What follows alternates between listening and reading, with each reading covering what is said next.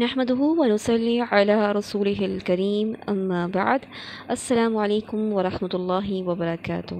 سوال و جواب کی شکل میں سورۃ البقرہ کا لفظی ترجمہ دیکھیں گے، آیت 58 سے 60 تک، ربع 2 جز 1۔ اعوذ باللہ من الشیطان الرجیم، بسم اللہ الرحمن الرحیم۔ آیت نمبر 58، اللہ سبحانہ وتعالی فرماتے ہیں وَإِذْ قُلْنَا، اور جب کہا ہم نے۔ وَإِذْ کا کیا مطلب ہوتا ہے؟ اور یاد کرو اس وقت کو جب قُلْنَا کہا ہم نے، یعنی اللہ سبحانہ وتعالی فرما رہے ہیں کہ اور جب کہا ہم نے، اللہ تعالیٰ نے کن سے فرمایا؟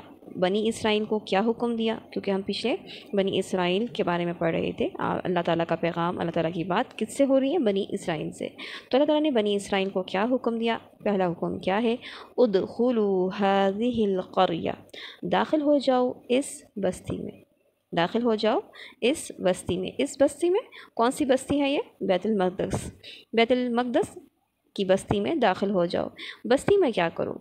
بستی میں کیا کرو؟ فَكُلُوا مِنْهَا حَيْثُ شِئْتُمْ رَغَدًا، تو کھاؤ اس سے، یعنی اس بستی میں سے جہاں سے تم چاہو، رغداً خوب، یعنی کیسا کھاؤ؟ جتنا تمہارا دل چاہے اتنا تم کھاؤ۔ کیسے داخل ہو؟ یہ تو بتا دیا کہ اس بستی میں داخل ہو جاؤ، بستی میں داخل ہونے کے بعد اپنی مرضی سے کھاؤ پیو، یہ بھی کہہ دیا گیا، لیکن بات یہ ہے کہ داخل ہونا کیسے ہے؟ تو کیسے داخل ہو؟ اس کے لیے فرمایا وَادْخُلُوا الْبَابَ سُجَّدًا، اور داخل ہو جاؤ دروازے سے سجدہ کرتے ہوئے۔ اور سجدہ کرتے ہوئے سے کیا مراد ہے؟ یعنی جھکے ہوئے انداز میں داخل ہو جاؤ بستی میں یا بستی کے دروازے سے۔ کیا کہتے ہوئے داخل ہو؟ یعنی جب تم جھکے ہوئے ہو تو اس وقت تمہارے منہ سے کیا نکل رہا ہو؟ وَقُولُوا حِطَّةٌ، اور کہتے جاؤ معافی چاہیے، بخشش چاہیے۔ حِطَّةٌ کا کیا مطلب ہے؟ کہ بخشش چاہیے، معافی چاہیے، یا اللہ معاف کر دے ہمیں۔ ایسے لوگ جو اللہ سبحانہ تعالیٰ کا حکم ماننے والے ہوں گے ان کے لیے کیا ہے؟ اللہ سبحانہ تعالیٰ نے فرمایا نغفر لکم خطایاکم، یعنی جنہوں نے اللہ تعالیٰ سے بخشش مانگی ہوگی، کہا ہوگا حطۃ، تو اللہ تعالیٰ کیا کریں گے؟ نغفر لکم خطایاکم، ہم بخش دیں گے تمہارے لیے تمہاری خطائیں۔ وَسَنَزِيدُ الْمُحْسِنِينَ، اور ضرور ہم زیادہ دیں گے احسان کرنے والوں کو۔ یعنی یہاں پر بھی ہم دو باتیں دیکھ رہے ہیں کہ جو حکم ماننے والے ہوں گے ان کے ساتھ اللہ سبحانہ وتعالیٰ کیا فرمائیں گے؟ پہلی بات یہ کہ نغفر لکم خطایاکم، ہم بخش دیں گے تمہارے لیے تمہاری خطاؤں کو، تمہارے گناہوں کو۔ اور وَسَنَزِيدُ الْمُحْسِنِينَ، یعنی جو احسن طریقے سے اللہ تعالیٰ کے حکم کو بجا لانے والے ہوں گے ہم ان کو ضرور زیادہ دیں گے احسان کرنے والوں کو۔ آیت نمبر 59 دیکھیں گے۔ آیت نمبر 59 میں اللہ سبحانہ وتعالیٰ نے ان لوگوں کے بارے میں بتایا ہے جنہوں نے ظلم کیا، اور وہ ظلم کیا تھا کہ اللہ تعالیٰ نے جو بات کہنے کا حکم دیا تھا اس کو انہوں نے بدل ڈالا تھا۔ تو ظالموں نے کیا بدل ڈالا؟ دیکھتے ہیں۔ فَبَدَّلَ الَّذِينَ ظَلَمُوا، تو یا پس بدل ڈالا الذین، ان لوگوں نے، ظلموا، جنہوں نے ظلم کیا۔ کیا بدل ڈالا؟ قولاً، بات کو۔ کون سی بات کو؟ غیر الذی قیل لہم، سوائے اس کے جو ان سے کہی گئی تھی، یعنی جو بات ان سے کہی گئی تھی اس کو انہوں نے بدل ڈالا۔ ظالموں پر اللہ تعالیٰ نے کیا نازل کیا؟ ایسے لوگوں کو اللہ تعالیٰ نے کیا فرمایا ہے جنہوں نے اللہ تعالیٰ کے دیے ہوئے حکم کو بدل ڈالا؟ اور دیکھا جائے تو ایک لفظ تھا، کیا لفظ تھا وہ؟ حطۃ۔ کیا حکم دیا گیا تھا کہ کیا بولو؟ وقولوا حطۃ، وہ کہا گیا تھا کہ حطۃ بولو، یعنی اللہ تعالیٰ سے معافی مانگتے ہوئے داخل ہو، لیکن انہوں نے اس لفظ کو حنطۃ بنا دیا تھا، اور جس کے معنی ہے گندم چاہیے، گندم چاہیے۔ تو دراصل دیکھنے میں تو صرف ایک لفظ کی ہیر پھیر ہے، لیکن اس سے ہمیں پتہ چلتا ہے کہ ان کے دلوں میں اللہ سبحانہ وتعالیٰ کے بارے میں یا دین کے بارے میں کیا اہمیت موجود تھی، یعنی ان کے دلوں میں دین کے حوالے سے کوئی اہمیت نہیں تھی، انہوں نے مذاق سمجھا ہوا تھا، تو انہوں نے اس کو حطۃ کو حنطۃ بنا لیا۔ اور اللہ سبحانہ وتعالیٰ نے ان کے بارے میں کیا فرمایا کہ فَبَدَّلَ الَّذِينَ ظَلَمُوا، بس بدل ڈالا ان لوگوں نے جنہوں نے ظلم کیا، یعنی ان لوگوں کو اس وجہ سے ظلموا، ظلم کرنے والے کہا گیا۔ اور ایسے لوگوں کے لیے اللہ تعالیٰ نے کیا نازل کیا، یعنی ایسے ظالموں پر جنہوں نے اللہ تعالیٰ کے حکم کو بدل ڈالا، ان کے لیے اللہ تعالیٰ نے کیا نازل کیا؟ فَأَنزَلْنَا عَلَى الَّذِينَ ظَلَمُوا، تو نازل کیا ہم نے ان پر جنہوں نے ظلم کیا۔ جنہوں نے ظلم کیا، کیا چیز نازل کی اللہ تعالیٰ نے؟ رِجْزًا مِّنَ السَّمَاءِ، تو اللہ تعالیٰ نے عذاب نازل کیا آسمان سے۔ کہاں سے نازل کیا؟ مِّنَ السَّمَاء، آسمان سے نازل کیا۔ رِجْزًا عذاب کو بھی کہتے ہیں، اور طاعون کی بیماری بھی رجزم کہلاتی ہے۔ کیوں نازل کیا اللہ سبحانہ وتعالیٰ نے یہ عذاب؟ بما كانوا يفسقون، باوجہ کہ اس کے کہ وہ تھے نافرمانی کرتے۔ کیا نافرمانی کی تھی انہوں نے؟ یہ نافرمانی کی تھی کہ اللہ تعالیٰ نے حکم کیا دیا تھا ان کو حِطَّۃ۔ آیت نمبر 60 میں وَإِذِ اسْتَسْقَىٰ، اور جب پانی مانگا۔ اب سوال یہ پیدا ہوتا ہے کہ پانی کس نے مانگا؟ تو موسیٰ علیہ السلام نے پانی مانگا۔ کس کے لیے مانگا؟ لِقَوْمِهِ، اپنی قوم کے لیے مانگا۔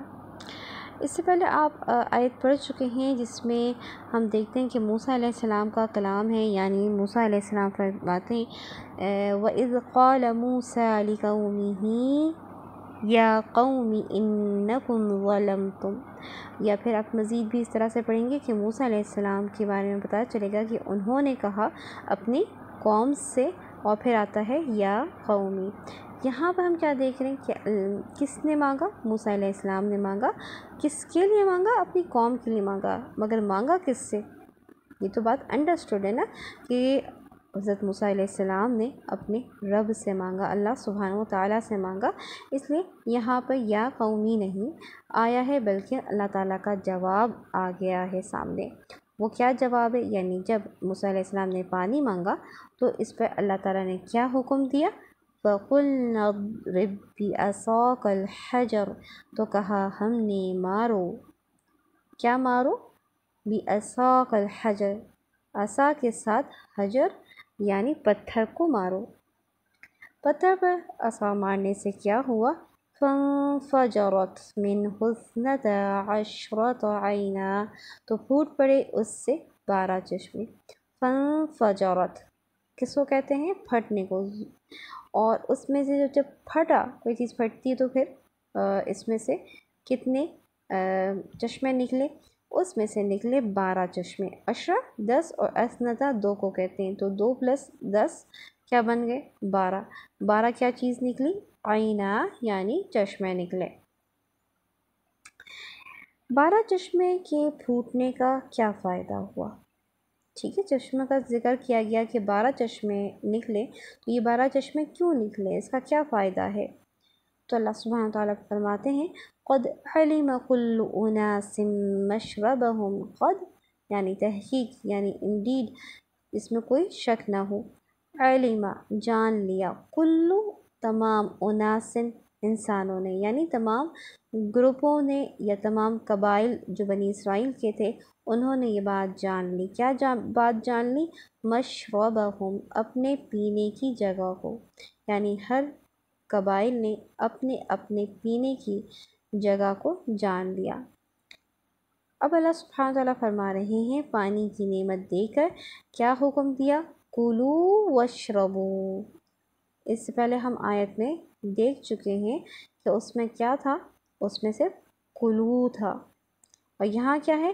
واشربو، پینے کی کا ذکر آ چکا اوپر، اس لیے یہاں پر اللہ تعالیٰ نے کھانے کے ساتھ ساتھ پینے کا بھی حکم دیا کہ کلو واشربو من رزق اللہ، کھاؤ اور پیو اللہ کے رزق میں سے۔ لیکن کیسے کھاؤ اور پیو؟ وَلَا تَعْثَوْا فِي الْأَرْضِ مُفْسِدِينَ، یعنی کھاؤ پیو اللہ تعالیٰ کے رزق میں سے، لیکن کیا نہ کرو؟ وَلَا تَعْثَوْا، اور نہیں تم فساد کرو، فی الارض، زمین میں، مفسدین، بن کے۔ تو آج کا سبق ہمارا یہیں تک ہے۔ اس میں ہم نے ایک آیت پڑھی، آیت نمبر 58 اور 59۔ اس کے حوالے سے آپ سے سوال ہے کہ کیا ہمارے دین میں مذاق اڑانا یا اللہ تعالیٰ کے حکم کو بدل دینا جائز ہے؟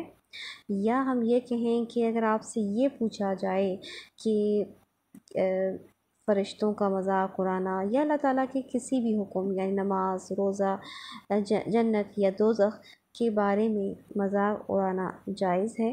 تو آپ اس کا دلیل کے ساتھ کیا جواب دے سکتے ہیں؟ تو اس کا جواب تو یہ ہو سکتا ہے کہ جیسے کہ بنی اسرائیل نے کیا کیا تھا، انہیں کہا گیا تھا کہ حطۃ کہا جائے، تو انہوں نے اس کو چینج کر کے حنطۃ کر دیا تھا، اور اللہ سبحانہ و تعالیٰ نے ان کے اس کام کو کیا کہا، اس کے لیے کیا آیا، فَبَدَّلَ الَّذِينَ ظَلَمُوا قَوْلًا غَيْرَ الَّذِي قِيلَ لَهُمْ فَأَنزَلْنَا عَلَى الَّذِينَ ظَلَمُوا رِجْزًا مِّنَ السَّمَاءِ۔ یہاں سے ہمیں کیا بات پتہ چل رہی ہے کہ اللہ سبحانہ و تعالیٰ نے ان لوگوں کے حطۃ سے حنطۃ کو کے کہنے کو کیا قرار دیا کہ انہوں نے ظلم کیا تھا، اور ان کے ایسے ظالموں پر اللہ سبحانہ و تعالیٰ نے آسمان سے عذاب نازل کیا، کیونکہ وہ کیا کرتے تھے، نافرمانی کرتے تھے۔ تو ہم سب کو اللہ تعالیٰ سے ڈرنا چاہیے، اپنی زبان کا خیال رکھنا چاہیے، ہم اپنی زبان سے کوئی ایسی بات نہ کہیں جس سے دین کا مذاق ہوتا ہو یا اللہ تعالیٰ کے حکم کی نافرمانی ہوتی ہو۔ تو اسی کے ساتھ اجازت دیجیے گا۔ سبحانک اللہم و بحمدک، اشہد ان لا الہ الا انت، استغفرک و اتوب الیک۔ السلام علیکم ورحمۃ اللہ وبرکاتہ۔